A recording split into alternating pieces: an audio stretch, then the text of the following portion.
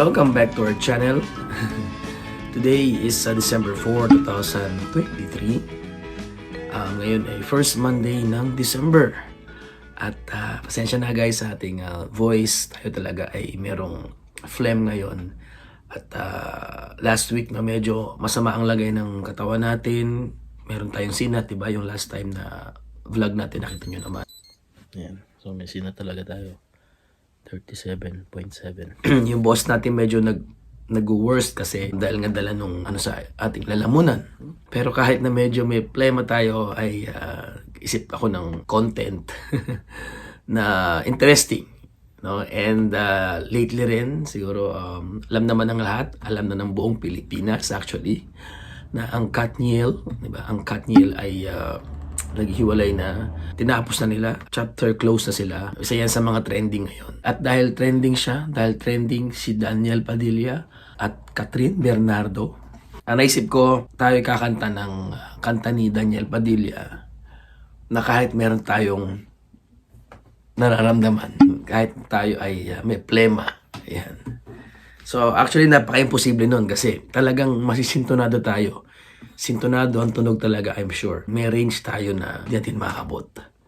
Pero, ano yung ating catch dito sa ating gagawin ngayon? Meron tayong suggestion at magiging recommendation kung paano natin siya kakantahin ng hindi sintonado kahit tayo ay malat, kahit tayo ay boses inday garutay. Kakantahin natin siya ng normal range. Kantahin natin yung unang line lang, with this kind of voice. Nasa'yo na ang lahat, minamahal kita pagkat nasa'yo na ang lahat, pati ang puso ko. Diba? Napakasagawang pakinggan kapag ganito yung boses mo. At talaga namang ako mismo mahiya talaga. Hindi ko natutuloy na pag pero meron tayong recommendation yan. Kakantayin natin siya ng same chords. Same chords, pero ibang range. Nasa normal range tayo kanina eh. Normal range ng song, which is magiging abnormal kasi nga meron tayong plema. Ngayon, di ba nakakapagsalita pa tayo actually? Hindi ito yung boses ni Dance, di ba? Pero nakakapagsalita ako. Ibig sabihin, nakakausap niyo pa rin ako kahit may plema ako, di ba? Naisip ko, ganun din. Pwede tayong kumanta, kaya nga lang may iba. Kakantahin natin siya ng hindi sintonado. So, paano yun? So, ito yung normal range.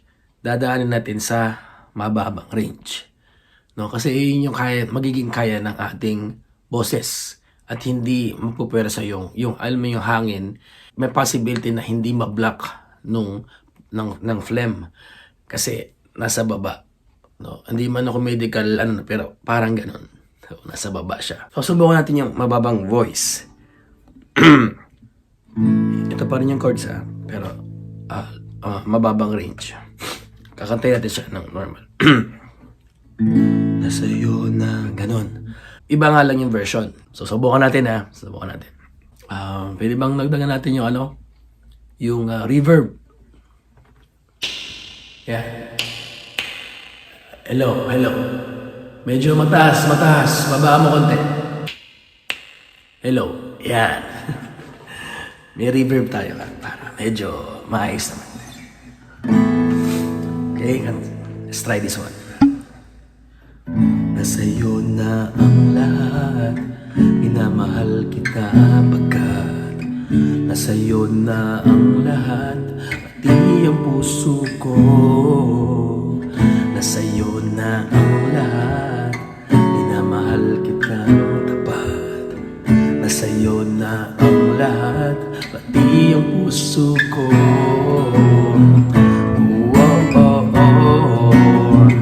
Na nasa'yo na ang lahat. Na nasa'yo na ang lahat. Diba? Nasa mababang range tayo. So kapag makulit tayo, gusto pa rin natin kumanta, kahit wala tayong boses, pwede naman, kaso may iba yung tunog, may iba yung version. Sa low range tayo. So same chords, iba nga lang yung range. Kahit ibaba mo yung chords mo at kakantayin mo pa rin siya na normal, pangit pa rin siya. So kahit taasan mo yung chords, normal chords, baba mo yung chords, basta nasa low range ka, I'm sure makakakanta kayo ng hindi sintonado. Kasi makokontrol mo siya. So yun lang yung ating content ngayon, all about boses natin.